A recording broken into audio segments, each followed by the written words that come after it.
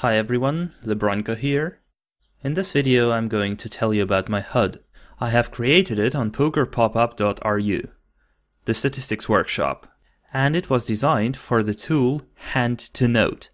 It is a contemporary alternative to such software as Poker Tracker and Hold'em Manager. In addition to the standard options available in the respective software, Hand2Note also enables you to add dynamic statistics to the HUD which is displayed on your table. When I say dynamic, it means it can change based on specific factors that we define for it.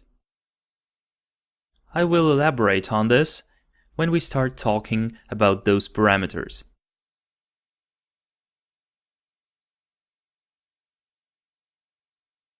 Let's have a look at my HUD, and I'm going to tell you what's so special about it and which stats here are dynamic.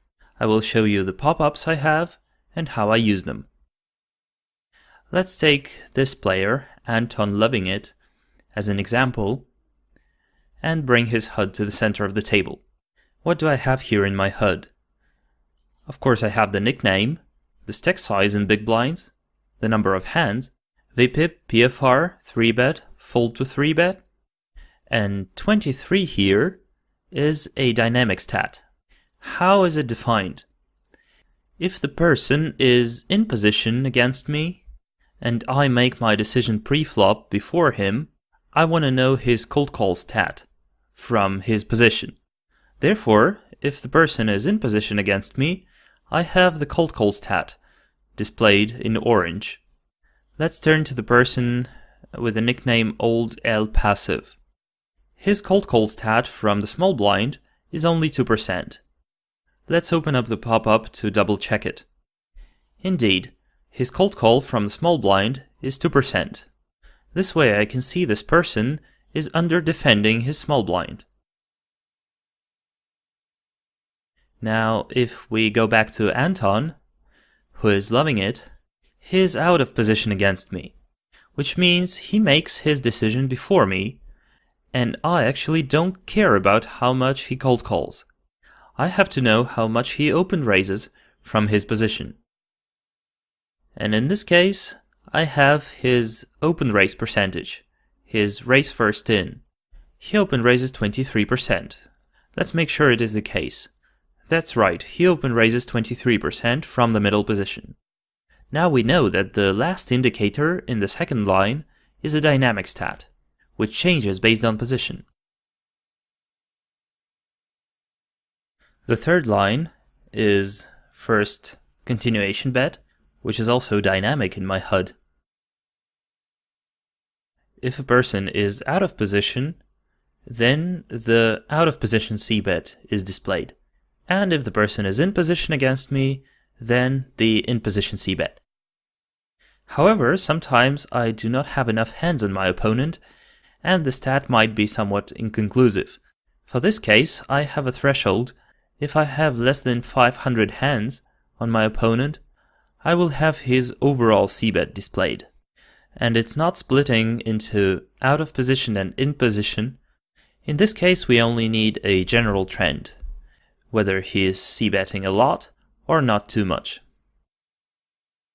Now, if I have a lot of hands on my opponent, I will have a specific number here, depending on whether the player is in position or out of position. In this case, the Old L Passive guy is out of position, and his out of position c-bet is 75%.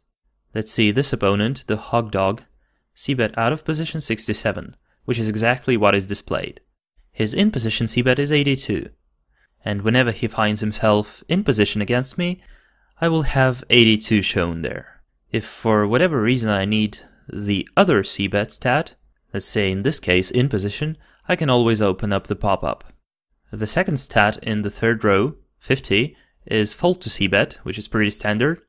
The third one is overall steal, just to have an idea about his opening range in the late positions.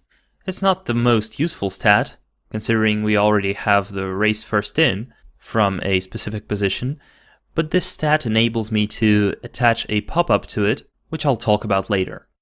The last stat is also dynamic.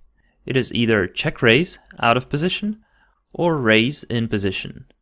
This stat also gives me an idea of how much he check raises when he's out of position and how much he raises in position, depending on his current position against me. Again, in this case, I have the stats of Anton Leonid in the middle. Let's look up his pop-up. He hasn't made a single check raise yet, and since he's out of position against me, I have 0 here. The hog dog has the check raise of 13%. I need to mention that this check raise stat only comprises the situations when a person called preflop and then check raised the flop, not taking into account the situation when he open raised preflop and then check raised with initiative. That's why we'll have a different check raise out of position stat here in the pop-up. But we all know that situations when a person raises preflop and then checks the flop with the initiative and raises to a bet are very few and far between, but they definitely affect the overall check raise stat. On the other hand, if a person defends his big blind and then check raises the flop, it is a different story, and it is what we actually need. That's why I have this specific stat in my HUD. And of course, if a person is in position, then I'll have the same raising stat, but when he's in position. His c-bet raise in position after his call preflop. And that stat won't take into account situations when a person raises donk bets.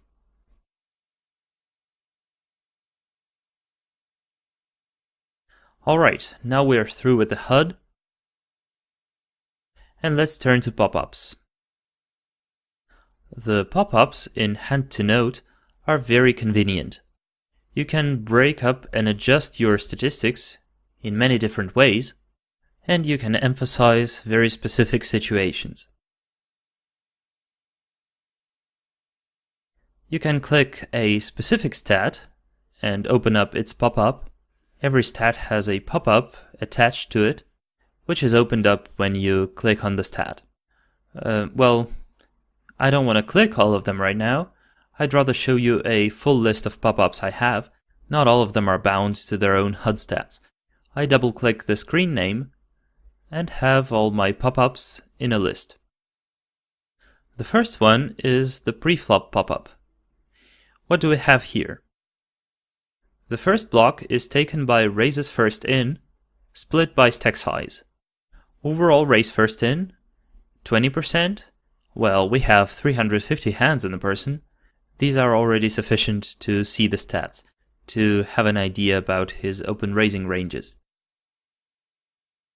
Let's look at someone we have a lot of hands on. Like for example the hog dog, we have 750 hands. And here we can already see how much he opens up depending on his stack size. We can infer that the shorter his stack is, the tighter he tends to play. When he had a short stack, in the middle position let's say, he opens up much tighter than with a deep stack. But again, 750 hands is also not much. You will need to have a much bigger sample for these stats to be significant. If you have 1,000 or 2,000 hands on your opponent, these stats will already be very useful for you and help you spot various trends in your opponent's play with different stack sizes. The next line we need here is the cold call. These are just cold call stats from every position. Against weak players, we also need the second part of this pop-up, the limping stats. Weak players who open limp a lot have different reactions to our raises, and therefore it would be convenient to know their overall limp and their usual reaction to, let's say, raises after they limp.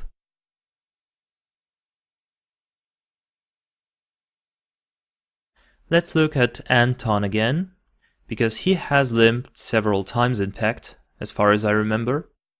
Here we can see he has limped 3 times.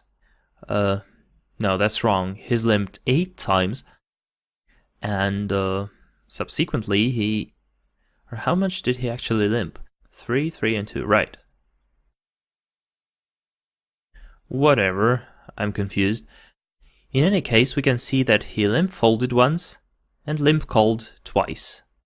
Overall 3 cases, and he has never limp raised yet. Oh, I guess there was a shove once, though he couldn't actually limp raise. That's why I got a little bit confused.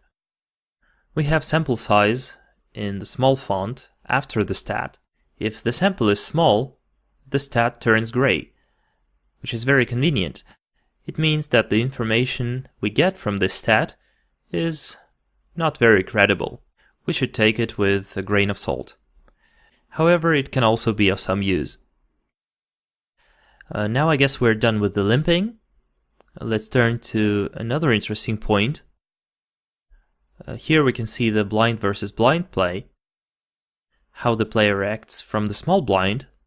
Steal, steal and fold to 3-bet, limp.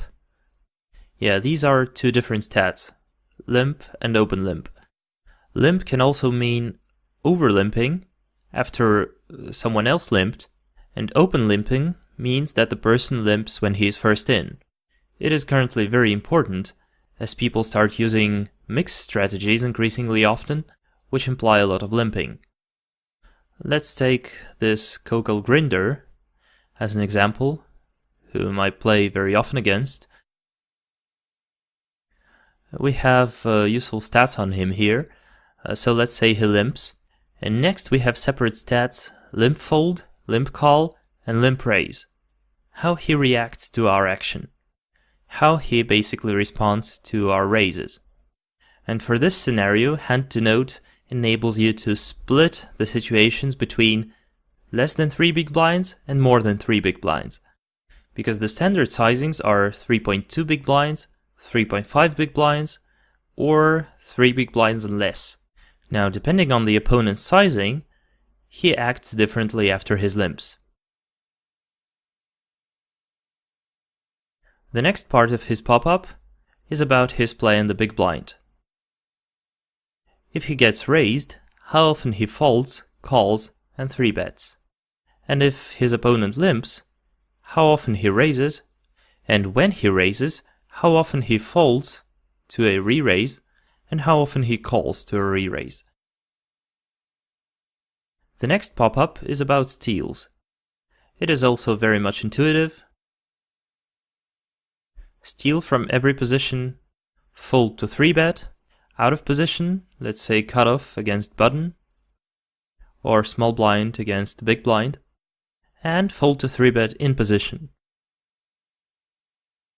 Because if someone opens from the cutoff or the button, and we want to 3-bet the player from the blinds, we are going to be out of position, and it's interesting for us how much the person calls. The same story goes for the calls. These are fold to 3-bets, these are call 3-bets. And we also have 4-bets. These are all reactions to aggressive action. The next pop-up is fold against steal.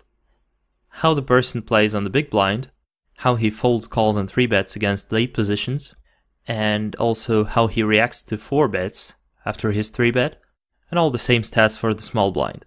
Next comes 3-bet. We have a general positional 3-bet, 3-bet against specific position, in position, out of position, and 3-bets from the most aggressive positions against all other positions. The most aggressive being button, small blind, and big blind. As we can see, this grinder here 3-bets 29% from the big blind against the button, and we can draw some conclusions from it. The next pop-up is playing against 3-bets. How often the opponent folds to 3-bet, calls 3-bet, 4-bets, how often he called 4-bets, and how often he folds to these 4-bets. I think it's also pretty intuitive, and we don't have to focus too much on it. The next pop-up is about continuation bets. Here we have to distinguish, of course, between a c-bet in position and c-bet out of position. Well, flop, turn, river, that's all pretty clear. And we also have to distinguish c-bets into one person in single raise pots and c-bets in multi-way pots. That is also quite useful.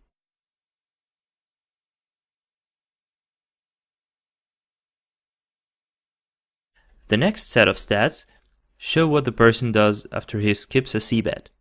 Let's say the player open raises, and then checks out of position. Now here, in 1 out of 3 cases, he played check fold, and in 2 cases he also check called. That's also some useful additional info. The next block is bet against missed c-bet. That's also pretty useful. When we raise preflop and then miss our c-bet, we need to know how often our opponent bets against our missed c-bet. Many opponents show some interesting trends when it comes to betting against missed c-bets. The next section describes how the person acts after he skips the flop c-bet in position. And then what happens after his opponent donks, or I guess I have to say leads the turn. Let's say we defend the big blind and the flop goes check check. And now we need to know what our opponent is likely to do on the turn. In this case we can see that the person folds quite a lot on the turn, and it's profitable to often bet into him.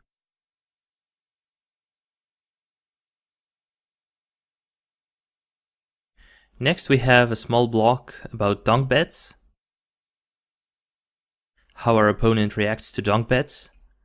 He either folds or raises, it is useful to know.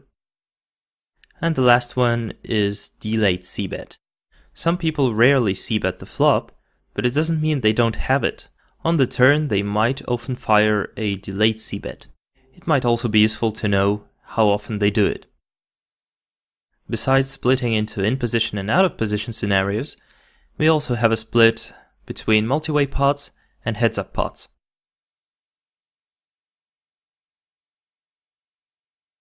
Next up, actions against c-bets. These are fold to c-bet overall, in-position, out-of-position. Next comes raise and check raise, and also one showdown after raise, or one showdown after check raise on the flop. Here we don't have enough hands on the opponent to see it. Well, we probably have enough on this hog dog. It might be more significant. Here we also don't have one showdown yet. Maybe this one. Unfortunately, I don't have enough hands on the opponents. Well, I guess that's all pretty obvious as it is. When you have enough hands on your opponent, you can look at how often he check raises and how often he wins the showdown after it. If his won at showdown is pretty small after his check raise, we can infer that his check raises often mean bluff. The next part is c-bet in 3-bet pots. The same stats we had for regular c-bet and fold to c-bet, but here we have a separate pop-up for 3-bet pots. It's also important to have it this way because people can act differently in single raise pots and 3-bet pots. The next pop-up is about aggression. I think it's pretty intuitive as it is. The same raise in position, check raise out of position, donk bets separately in single raise pots against one opponent, in multi-way pots, donk fold, donk 3-bet, fold to donk bet and raise donk bet. Our next pop-up is about squeezes, how the opponent squeezes. I haven't bound this pop-up to any stat, because squeezes don't happen often enough. If they do, I can see this pop-up by opening it this way. Well, I can probably have more stats on local grinder, let's see. He is actually aggressive enough. His button squeeze is 17%. Well, it goes through the roof. Here we can also see how he acts when he raises and gets squeezed. This opponent folds a lot and almost never calls. When he cold calls and then gets squeezed, he acts randomly. The last pop-up is about when to showdown. How often our opponent goes to showdown, how often he wins the showdown,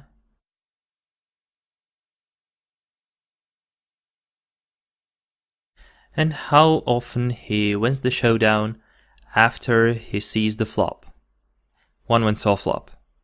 That's a strictly non-all-in stat. The second one win saw flop. I just have it configured this way. If a person sees the flop and then goes to the showdown, not pushing all in at any point, this 60% means he almost always has a good hand. And we can draw some conclusions about Coco Grinder's play. So these are the pop-ups I have configured for my hand-to-note HUD. I would like to thank the statistics workshop Poker Pop-Up. If you're interested, you can get in touch with the workshop. They can sell you my pop-ups. Just tell them that you need LeBroHbKA's HUD and pop-ups for a hand-to-note. You'll be able to reconfigure it according to your needs, if you'd like to do so.